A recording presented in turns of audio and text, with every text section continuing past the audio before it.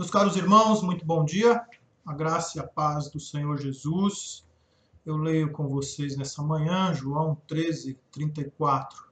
Novo mandamento vos dou, que vos ameis uns aos outros, assim como eu vos amei, que também vos ameis uns aos outros. Esse é um desafio grande que Jesus põe para nós como um alvo. Nós precisamos olhar muito fixos para esse alvo, para a nossa caminhada cristã. Eu quero orar com você antes de fazer algumas comunicações. Pai, a tua palavra, os mandamentos de Jesus são profundamente desafiadores para nós. E nós sabemos, Senhor, que a realização deles na nossa vida vem por meio do teu Espírito.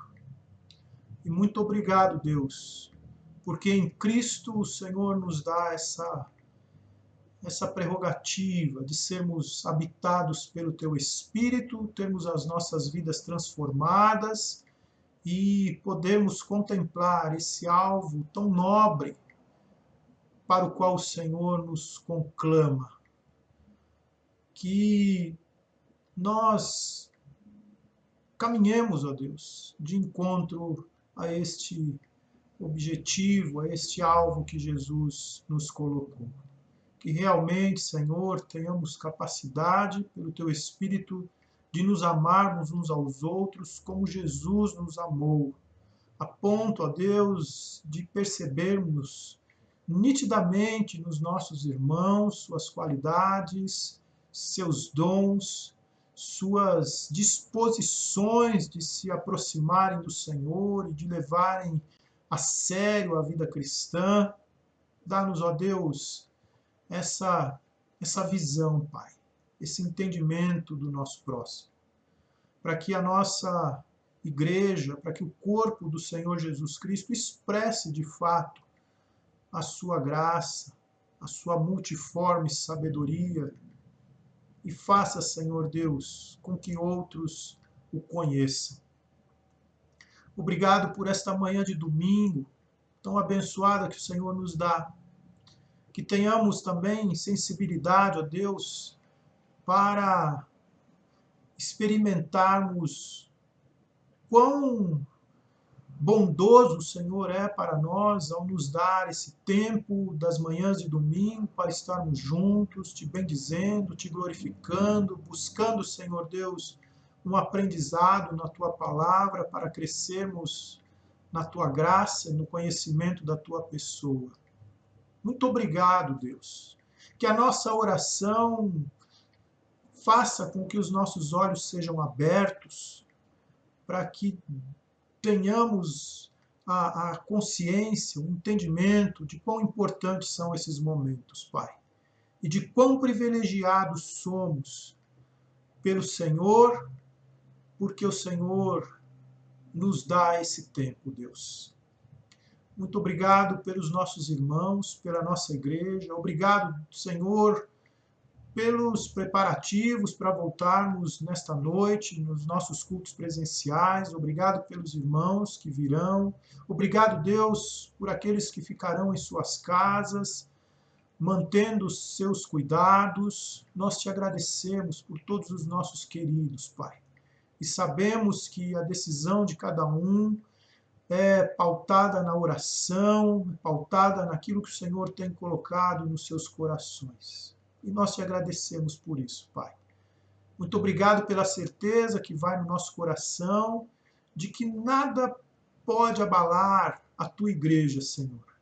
Mas, pelo contrário, as crises, os desafios têm um potencial que vem dos céus de burilar, de aprimorar, de moldar, de tornar a tua igreja mais parecida com o Senhor Jesus. Muito obrigado, Deus, pelas tribulações, porque elas produzem em nós perseverança, e a perseverança, a paciência a esperança.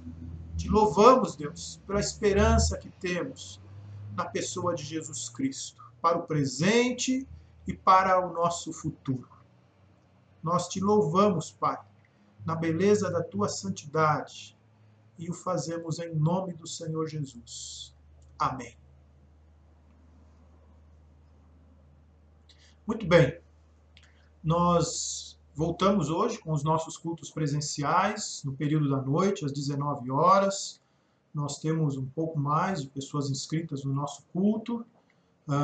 Vamos adaptar tranquilo aqui no nosso templo.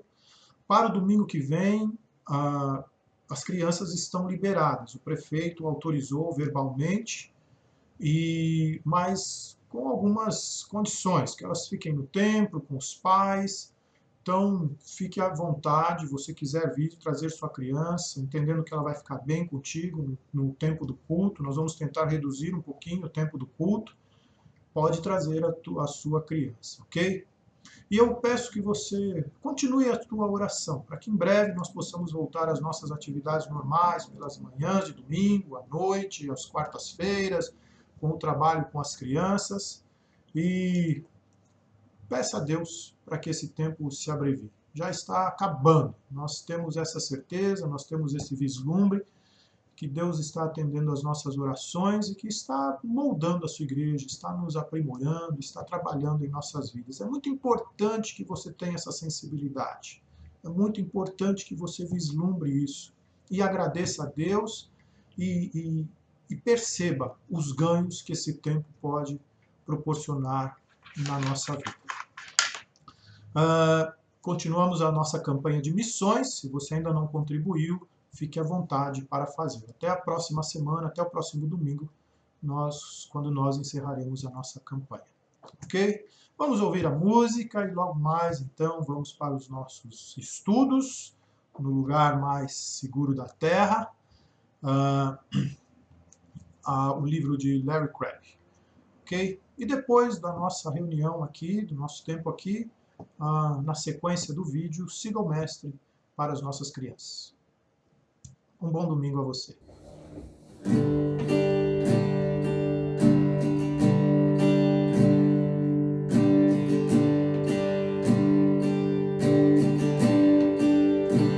Eu canto a ti, Senhor, com gratidão por teu amor. Tu és fascinante, beleza ofuscante. O meu maior querer é me aproximar, te conhecer. Tua glória não cessa. Tu és digno de honra. O que eu poderia te dar além da canção de amor, ó Deus? Te entrego o que sou em oferta de amor. Salvaste minha vida da morte e me deste o perdão com misericórdia que nunca tem fim. Amaste a mim. Eu canto a ti, Senhor, com gratidão por teu amor. Tu és fascinante, beleza ofuscante. O meu maior querer é me aproximar, te conhecer. Tua glória não cessa. Tu és digno de honra.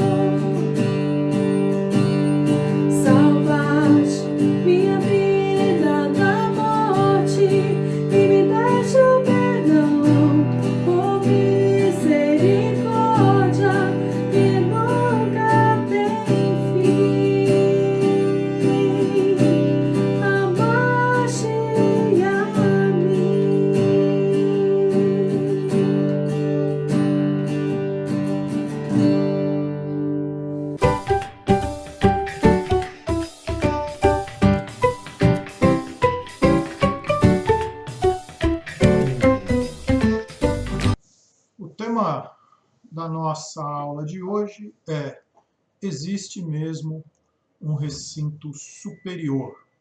É uma afirmação. Nunca é demais desprezar o ego, nunca é demais valorizar a alma. Chesterton, autor de Ortodoxia, ele resumiu as palavras de Jesus. Enquanto C.S. Lewis parafraseou Jesus em um longo parágrafo, nesse que lemos na semana passada, a vida cristã é diferente, mais fácil e mais difícil. Cristo diz: dá-me tudo. Eu não quero tanto do seu tempo, tanto do seu dinheiro, tanto do seu trabalho. Quero você. Eu não vim para atormentar o seu ego natural, mas para matá-lo. Meias medidas não trazem nenhum bem. Eu não quero podar um galho aqui, outro ali, mas quero derrubar a árvore inteira. Entregue todo o seu ego natural, todos os desejos que você julga inocente, bem como os que julga iníquos, todo o seu ser. Eu lhe darei um novo eu. Na verdade, lhe darei meu próprio eu. A minha vontade se tornará a sua vontade. Chesterton fez em poucas palavras. Se alguém quer vir após mim, a si mesmo se negue dia a dia, tome a sua cruz e siga-me. Pois quem quiser salvar a sua vida, perdê-la-á. Quem perder a sua vida por minha causa, esse a salvará. Nunca é demais desprezar o ego, nunca é demais valorizar a alma.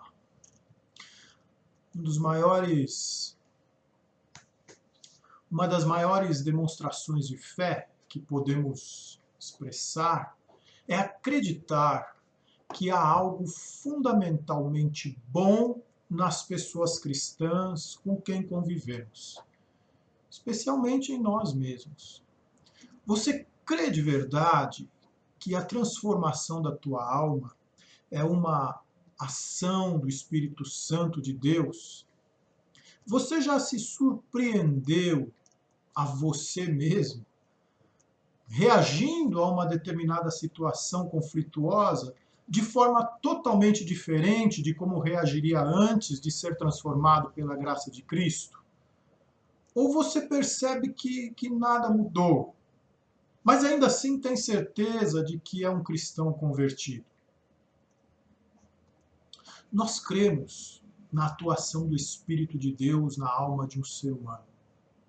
Por isso podemos nos relacionar com o nosso irmão. E podemos nos relacionar com o nosso irmão certos de que no coração dele existe um recinto superior, mobiliado pelo Espírito Santo de Deus. E podemos buscar nele, no nosso irmão, esse lugar, esse recinto. Quando a igreja se configura de fato numa comunidade espiritual, as pessoas dialogam, falam sem manipular, ouvem sem preconceito, decidem sem interesses egoístas.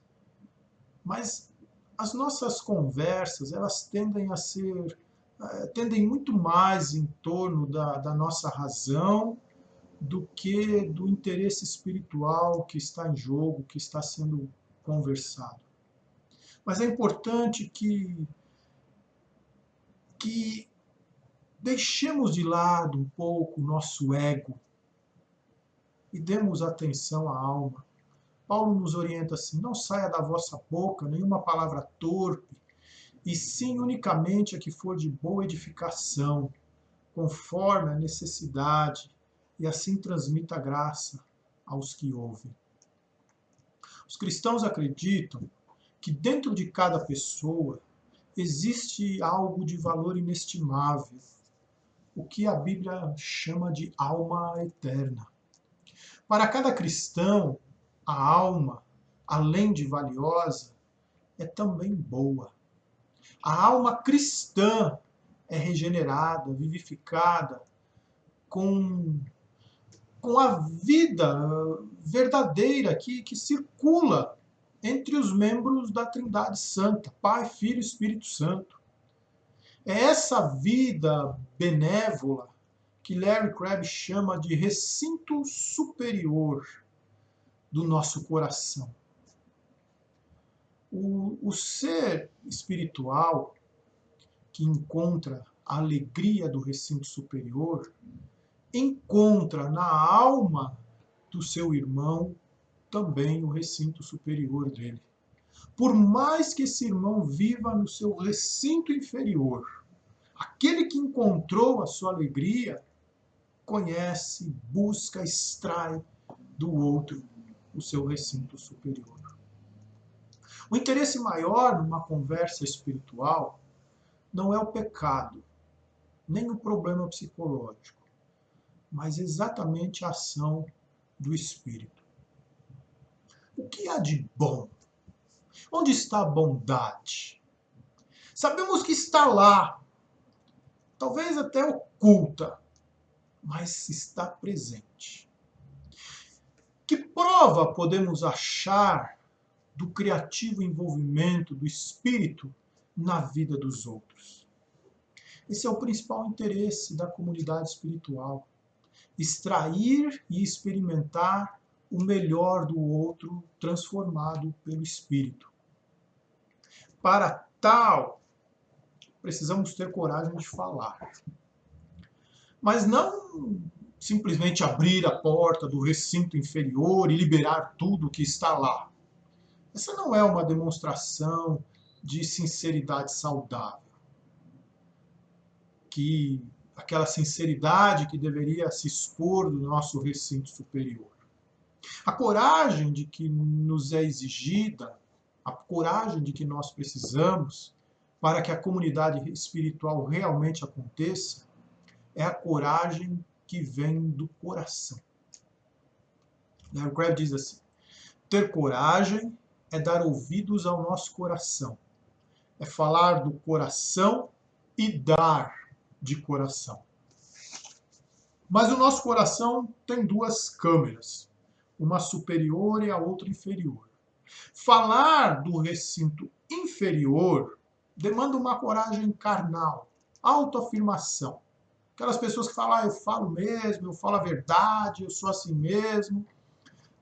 A liberdade de falar o que se pensa, sem se importar com o que o outro pensa, ela é muito mais da nossa autoafirmação, ela é muito mais carnal. É muito diferente da coragem espiritual, de falar lá de dentro do recinto superior, de deixar que até os pecados do outro toquem o teu recinto superior. Os membros de uma comunidade espiritual veem um ao outro com a convicção de que Deus plantou algo magnífico em cada um deles. Pode até estar escondido, mas a energia espiritual consegue visualizá-lo, trazê-lo à tona e desfrutar dele. Quando isso acontece, é um milagre convincente. Jesus nos disse que o mundo iria acreditar nele quando esse milagre ocorresse. Jesus diz assim: novo mandamento vos dou, que vos ameis uns aos outros, assim como eu vos amei, que também vos ameis uns aos outros. Nisto conhecerão todos que sois meus discípulos, se tiverdes amor uns aos outros. No que acreditamos a respeito uns dos outros? Mas não só quando exibimos nossa melhor conduta, mas mesmo quando somos irritantes, mesmo quando somos exigentes, mesmo quando somos esquecidos, mal-humorados, distraídos, intransigentes, no que acreditamos a respeito uns dos outros. Essa resposta tem muito a ver com o que você acredita em termos do que Deus fez na tua própria vida. As pessoas espirituais, em certa medida, não respondem só por elas mesmas. Elas não só mortificam as suas más paixões, mas elas descobrem um recinto superior em seu coração, remido, um lugar onde não há serpentes, só flores, cores do sol, montanhas, montanhas magníficas e fontes de água fresca e viva. Elas sabem que o outro pode ser muito mais do que aquilo que expõe de seu recinto inferior. Então elas não são só responsáveis por mortificar a sua alma, mas também por explorarem no outro o seu recinto superior, por mais escondido que ele esteja. Existe mesmo um recinto superior. E a confiança necessária para confessar minha maldade surge quando alguém acredita que eu estou em Cristo e Ele em mim. Então podemos enfrentar qualquer coisa sem medo da rejeição. Larry Crabb dá um exemplo interessante de sua experiência.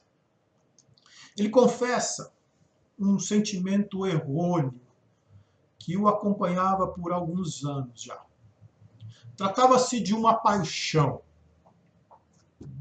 no sentido de uma emoção humana. Na verdade, era uma raiva, uma certa repulsa que ele tinha em relação a algumas pessoas. Nas palavras dele, assim, um sentimento tão sedutor quanto uma viúva negra. E igualmente mortal. Ele então ora e pede a Deus que renovasse nele um espírito puro, que fizesse jorrar nele sua misericórdia e derramasse amor abundante em sua alma.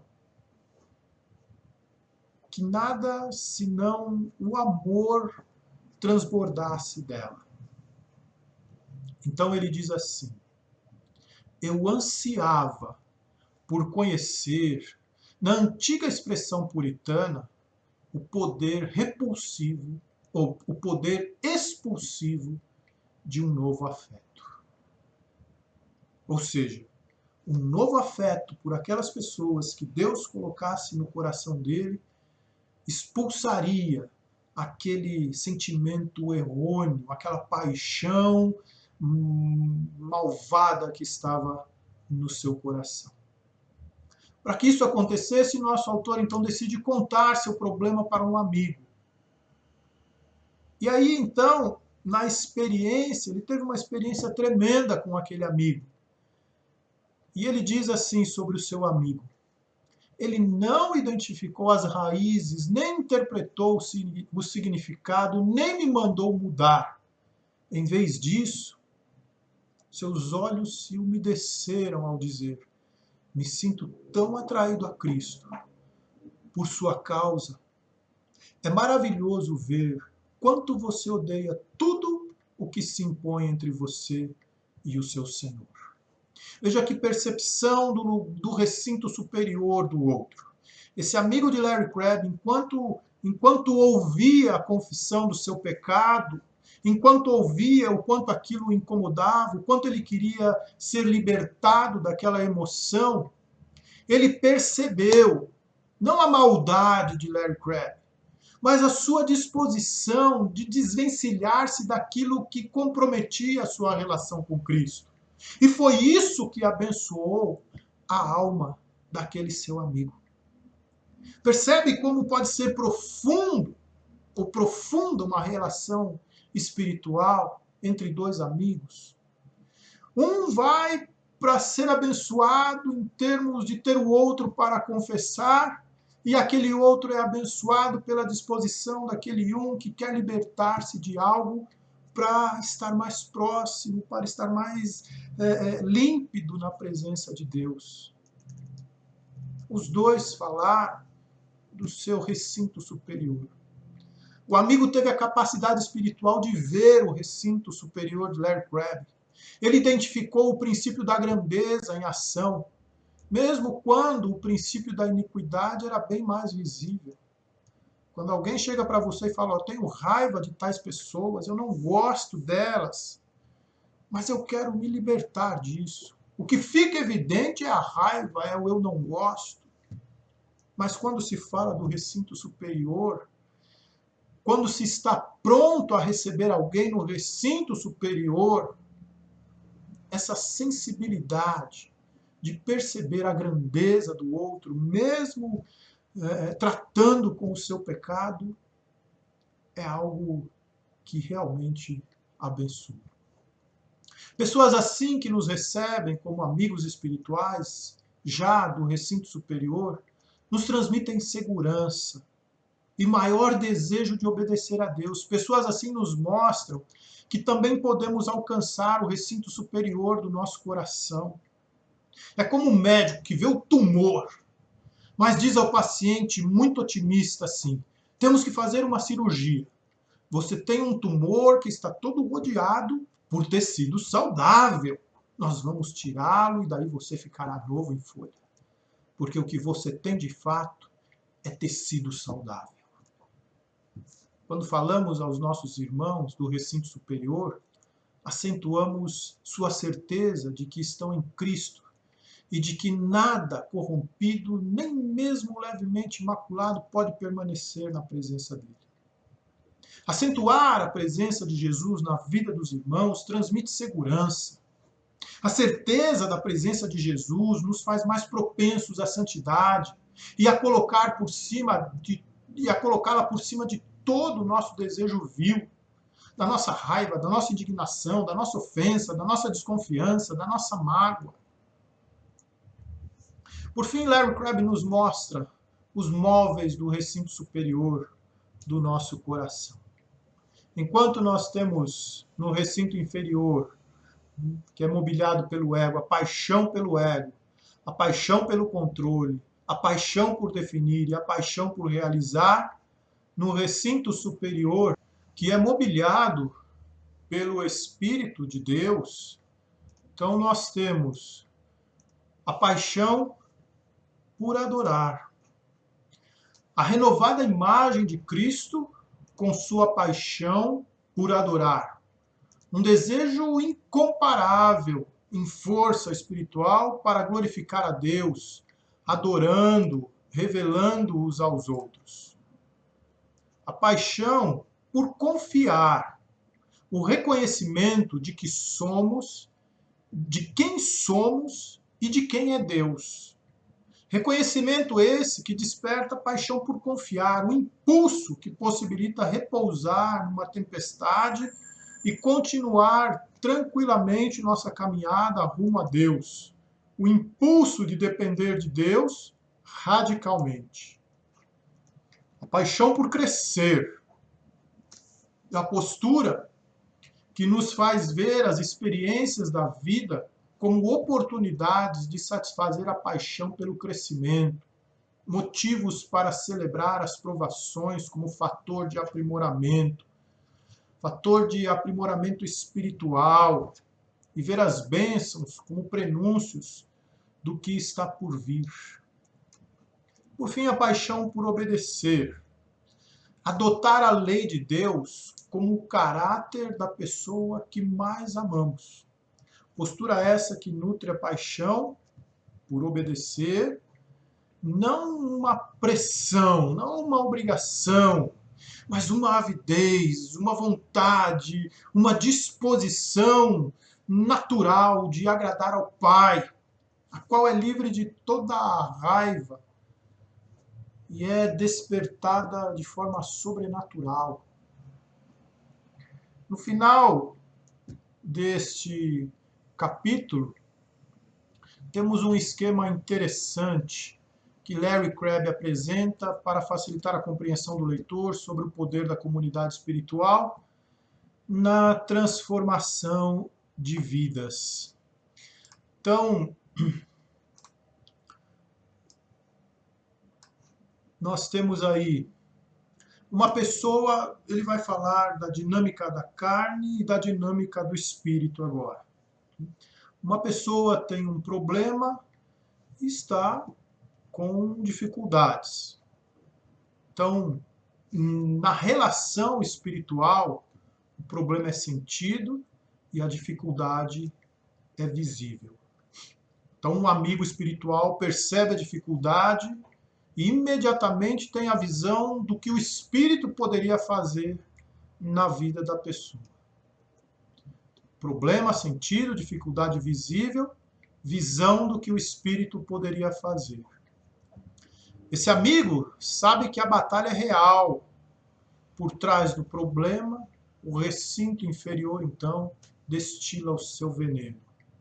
O amigo já não está tão disposto a investir na solução do problema.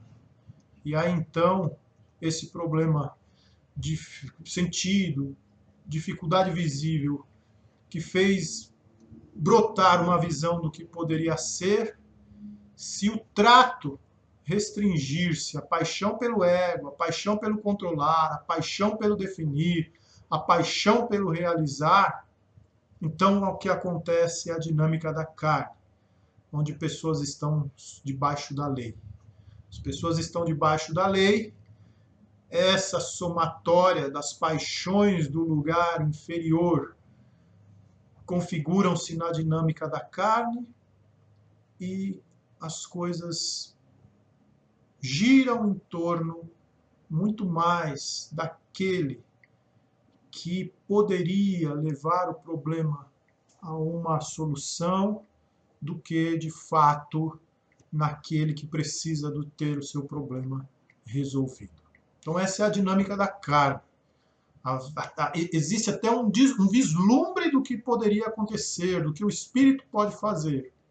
Mas em função de tratar-se da questão fundamentado nessas paixões que são chamadas da carne, elas então ficam por aqui e o problema não é resolvido. Quando muito, a pessoa tratada consegue se movimentar no ambiente social, na igreja, no trabalho, na escola, a partir de suas forças internas, do seu próprio eu, dos ganhos na sua autoestima, mas nunca livre espiritualmente. Entretanto, um amigo verdadeiramente espiritual, sabe que nenhum elemento da dinâmica da carne pode ser melhorado. Eles podem ser identificados, mas só para ser abandonados, odiados, mortificados, jamais consertados ou socializados. Esses elementos da dinâmica da carne, quando eles são colocados para tratarem um problema, eles só alimentam eles mesmos na outra pessoa. A verdadeira transformação rumo à dinâmica do espírito depende da ajuda externa, e essa ajuda já foi dada. Existe outro recinto, outra fonte de energia que, se liberada, pode fazer a pessoa avançar rumo à visão daquilo que ela poderia ser. Então aqui existe o problema, a dificuldade visível, existe o vislumbre, a visão do que poderia ser, existe toda a paixão, as paixões da carne, da dinâmica da carne, as pessoas debaixo da lei, e existe a identificação para odiar e abandonar. Isso aqui é percebido. E então a dinâmica começa a ser outra, a dinâmica do espírito. Nessa relação vai se expor a paixão por adorar, a paixão por confiar, a paixão por crescer, a paixão por obedecer. Configura-se a dinâmica do espírito. Pessoas que estão sob a nova aliança, a aliança de Cristo, a aliança do sangue de Jesus. A visão do que poderia ser, então, a identificação de todo o que pode acontecer para nutrir e libertar aquela alma de fato. Muito bem. Agora podemos definir as tarefas da comunidade espiritual. Preparar um lugar seguro, onde tudo que é real, tanto as coisas terríveis quanto as coisas belas, possa ser enfrentado. Ter a visão de que o Espírito pode fazer, sentir as dores do parto, enquanto aguardamos que Cristo se forme em cada um de nós. É preciso ter paciência, é preciso ter longanimidade, é preciso andar a segunda milha, é preciso investir nas pessoas. Discernir a dinâmica da carne para que possamos odiá-la e abandoná-la. Discernir a dinâmica do Espírito para que possamos nutri-la e ajudar a libertá-la e ajudar a liberá-la. Derramar nos outros o que está vivo em nós, a fim de restaurar a esperança de que a visão possa se realizar, sensibilizar uns aos outros com o poder de Cristo ressuscitado, que agora vive em nós. Segurança, visão, sabedoria e poder, essas são as marcas de uma comunidade espiritual. Ok. Na semana que vem nós continuamos com mais um capítulo do nosso tema, o lugar mais seguro da Terra, onde as pessoas se conectam para se transformarem. É muito mais profundo do que nós pensamos. Vai muito mais além do que nós imaginamos. E é necessário muito maior sensibilidade espiritual de cada um de nós do que realmente estamos dispostos a oferecer. Deus te abençoe. Te dê um domingo na paz de Jesus. Fique agora com mais um episódio da série Siga o Mestre. E à noite, hoje estaremos no nosso culto presencial. Nós vamos fazer um primeiro teste com uma transmissão ao vivo. E você que ficar em casa e preferir assistir, eu peço que tenha paciência caso tenhamos algum problema técnico. Nossos equipamentos ainda são um pouco inadequados, mas a gente vai se adaptando, vai aprimorando, até que então tenhamos aí um pouco mais de excelência nesse trabalho de transmissão ao vivo do nosso culto. Um domingo muito abençoado a você, fica na paz de Jesus. Para aqueles que vierem, até logo mais à noite. Um grande abraço.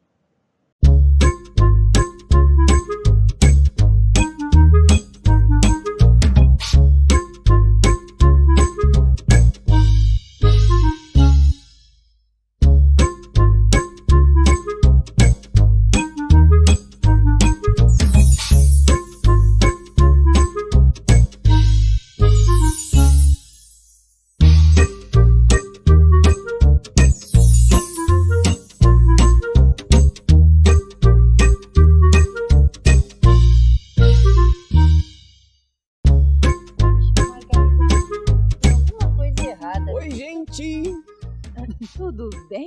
E como é que vocês estão? A gente tá bem. E em casa... Isso é tão bom! Ô, Tibério. Oi. Eu não sei, eu tô sentindo alguma coisa estranha. Cadê a Nina? É mesmo? A gente não viu ela a manhã inteira. Gente, não se preocupem, viu? A Nina tá lá dentro estudando porque ela tá numa semana de provas. Nossa, mas que pena! Ué, por que? Que pena? Porque ela vai perder a história. Ah, não vai perder a história não. Depois a gente conta pra ela. E como é que vocês sabem que agora é hora da história? Isso porque... porque hoje eu estou com o livro! Eba!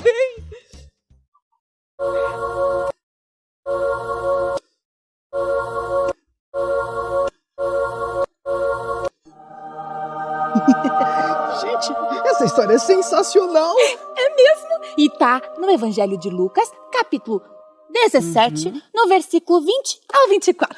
Exatamente. O mestre nos ensinou que o reino não é invisível, que o reino é aqui e agora, que o reino de Deus é incrível. Tibério! O mestre estava conversando com os seus discípulos quando alguns fariseus apareceram e começaram a questioná-lo sobre o reino de Deus. Então Jesus... Deixa eu ser Jesus! Vamos ver quem a máquina de histórias vai escolher? Vamos! Jesus. Jesus! Você pode nos dizer quando virá esse tal de reino de Deus que você tanto fala? É que na verdade... E que reino é esse? É justamente, exatamente. Ele vai ser aqui ou ele vai ser em cima daquele morro ali? Não, eu... E vai ter um palácio? Calma, E você vai ter um trono? E vai ter servos? E você vai ter um penico? Chega! O que eu estava dizendo, ou tentando dizer, é que o reino de Deus não pode ser visto. Não pode ser visto. Como assim? Eu quero dizer que o reino de Deus não vai estar num lugar específico, numa cidade ou num país. Nem vai ter palácio, nem trono. O reino de Deus não pode ser visto. Não pode ser visto? Não pode ser visto? Mas isso é um absurdo. É um absurdo. Um absurdo sem tamanho. Absurdo. Absurdo. Absurdo. Mestre, eu achei o máximo o jeito que você falou com os fariseus. Olha, achei incrível, incrível. Mas não entendi nada. Vai chegar um momento em que vocês vão querer muito me encontrar. Alguns dirão, olha ele aqui. Outros, olha ele lá. Mas vocês não devem ir atrás disso. Então como é que a gente vai encontrar o reino de Deus? O reino de Deus já está entre vocês. O reino de Deus está em cada um de vocês. E ele pode ser visto ou encontrado quando vocês amam e cuidam uns dos outros. Quando vocês fazem o bem. É dessa forma que ele pode ser encontrado.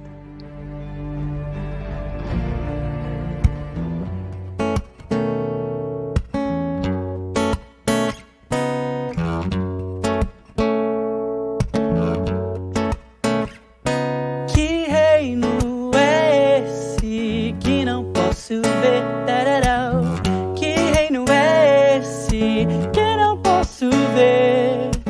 É preciso amar para ver o reino acontecer. É preciso amar para ver o reino acontecer.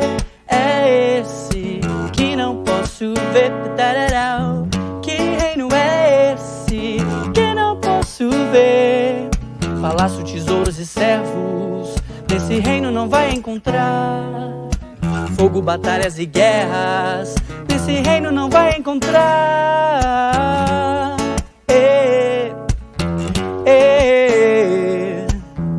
No reino tem perdão e amizade, tem eu e você. Eu e você também. No reino tem um sorriso e um abraço, tem. Viver o reino é fazer o bem. Viver o reino é fazer o bem. Viver o reino é fazer o bem. Que história incrível! Então quer dizer que o reino é aqui. Exatamente. O reino de Deus está onde é feita a vontade do nosso mestre. Isso! Isso significa que o reino de Jesus está onde fazemos tudo aquilo que Jesus ensinou. É isso mesmo. E você aí de casa, gostou dessa história? Promete que quando a gente se encontrar no Ibabe Criança, você vai contar o que achou dela? Por favorzinho! Então é isso. Até a próxima. Tchau, pessoal! Gente, será que a Nina terminou de estudar? Vamos ver. Vamos ver. O quê? O quê? O quê? O quê? O quê? O quê? O quê? O quê? O quê? O quê? O quê?